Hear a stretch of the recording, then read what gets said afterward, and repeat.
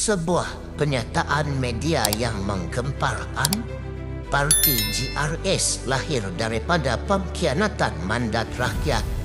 Itulah dakwaan keras yang dilontarkan oleh pemuda UMNO Sabah baru-baru ini. Adakah ini kenyataan emosional atau ada fakta yang kukuh di belakangnya? Dalam video ini kita akan kupas satu demi satu hujah, reka bentuk politik Sabah, dan isu semasa yang berkait. Saksikan sehingga habis kerana mungkin ada perkara yang anda belum tahu sebelum ini. Salam sejahtera kepada para sahabat penonton semua. Bertemu kita sekali lagi dalam channel The Screen Media. Kali ini kami bawakan satu berita yang dipetik daripada Sabah Gazette bertajuk GRS Parti Pengkhianat diam terhadap skandal rasuah bukti hilang integriti Mahat Jumahat.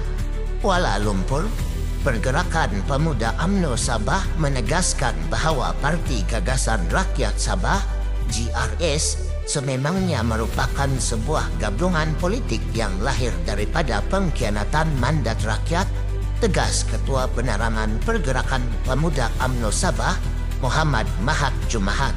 Katanya, Ketua Penerangan Pemuda GRS Barhul Sahibu wajar menilai realiti bahawa setiap video yang tular sebelum ini tidak pernah dinafikan secara jelas oleh individu-individu yang terlibat. Pergerakan Pemuda UMNO Sabah berhak bersuara kerana isu salah laku barisan Menteri GRS menjejaskan integriti pentadbiran negeri. Mengaitkan kes Datuk Seri Bung Mokhtar Radin pula hanyalah cubaan murahan untuk mengalihkan perhatian rakyat. Kami tidak pernah menyerang peribadi mana-mana pemimpin GRS. Sebaliknya, Pemuda UMNO Sabah tampil sebagai suara rakyat untuk membongkar salah laku dan skandal rasuah yang membabitkan barisan kabinet mereka, termasuk kes pengurusan mineral Sabah yang kini dalam perhatian umum serta mahkamah. Pergerakan Pemuda UMNO Sabah akan terus berpegang kepada integriti, menegur demi rakyat serta menolak budaya khianat dan rasuah yang membelenggu pentadbiran GRS, katanya dalam satu kenyataan. Beliau yang juga Ketua Pergerakan Pemuda UMNO bahagian Penampang menambah, sikap berdiam diri hanya akan menghakis keyakinan rakyat terhadap kabinet GRS yang diketahui gagal mentadbir negeri dengan baik. Keadaan ini menconteng aram pada maruah rakyat Sabah seluruhnya. Bung Mokhtar berani menghadapi proses mahkamah tanpa membabitkan rakyat atau ahli parti. Itu bukti jiwa seorang pemimpin yang menghormati undang-undang, sangat berbeza dengan GRS yang memilih berdiam diri, menyalahkan pihak lain dan gagal membersihkan nama mereka, ujarnya lagi. Tambah beliau lagi, fakta sejarah pilihan raya negeri PRN ke-16 jelas menunjukkan GRS tidak pernah memenangi satu pun kerusi yang dipertandingkan. Tetapi hari ini berkuasa hasil budaya lompat parti serta amalan politik tidak sihat. Maka tidak hairanlah apabila terbongkar video skandal rasuah, ia hanyalah bayangan tamak haloba yang sejak awal sudah berakar dalam kepimpinan mereka, jelasnya. Untuk makluman, pada 7 September 2023, Mahkamah Tinggi telah membebaskan dan melepaskan discharge and acquitted DNA Bung Mokhtar serta istrinya daripada semua tuduhan kerana tiada asas kokoh sebelum keputusan itu dibuka semula di Mahkamah Rayuan untuk beliau membela diri. Para sahabat penonton sekalian, kenyataan Pemuda UMNO Sabah tentang GRS sebagai hasil pengkhianatan mandat rakyat membuka beberapa lapisan persoalan menarik dan relevan untuk direnung. Yang pertama, mari kita cuba lihat dari aspek mandat rakyat versus keberlanjutan pemerintahan. Apakah mandat yang diraih melalui pilihan raya tetap sah apabila wujud penukaran sokongan dan lompat parti selepas itu? Sejarah demokrasi Malaysia menunjukkan bahawa fenomena lompat parti sering menimbulkan kemarahan rakyat kerana dianggap mengkhianati pilihan. Namun, undang-undang anti lompat parti seperti di Sabah cuba mengawal isu ini. Apakah undang-undang itu cukup atau terlalu ringan? Kedua, legitimasi gabungan politik berasaskan parti lokal. GRS digembar-gemburkan sebagai gabungan lokal beridentiti Sabah, tetapi jika ia dibentuk melalui kepincangan politik lompat parti, apakah legitimasi moral dan konstitusionalnya tetap tidak tercalar?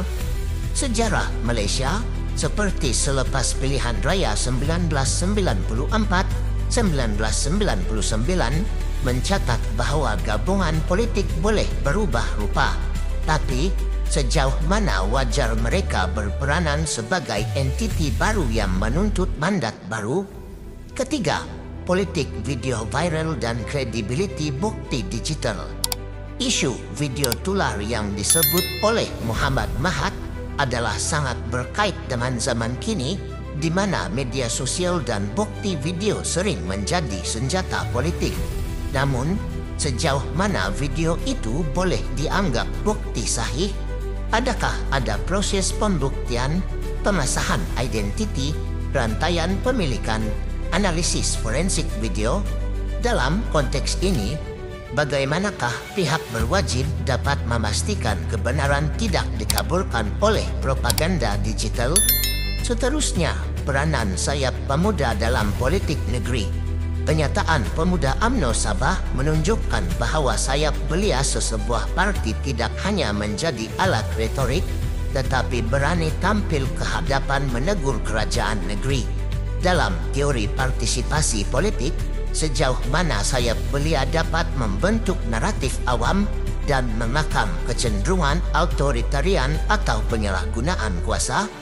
Yang terakhir, yaitu perbandingan dengan sejarah negeri lain dan politik serantau. Di negeri-negeri lain, seperti Kelantan, Sabah, Sarawak, dan juga negara serantau di Asia Tenggara, fenomena pertukaran parti dan perubahan gabungan kerajaan bukanlah asing. Bagaimana pengalaman negeri-negeri seperti Sarawak dengan gabungan Parti Sarawak, GPS, atau Sabah dalam era Borneo Bloc mencerminkan dinamik serupa? Apakah Sabah unik dari segi etnik, identiti negeri, dan sejarah bawahan yang mempengaruhi persepsi mandat rakyat? Semua ini membuka ruang untuk audiens YouTube berfikir, adakah penyataan pengkhianatan mandat sekadar retorik politik atau mempunyai akar yang lebih dalam demokrasi Sabah? Bagaimana kita sebagai rakyat memahami hakikat bahawa kuasa politik boleh berubah bentuk di luar kotak pilihan raya semata? Para sahabat penonton sekalian, apa yang kita baca dan dengar ini bukan sekadar politik Sabah semata, tetapi sekilas pameran konflik institusi antara integriti, mandat dan survival kuasa dalam negara demokrasi.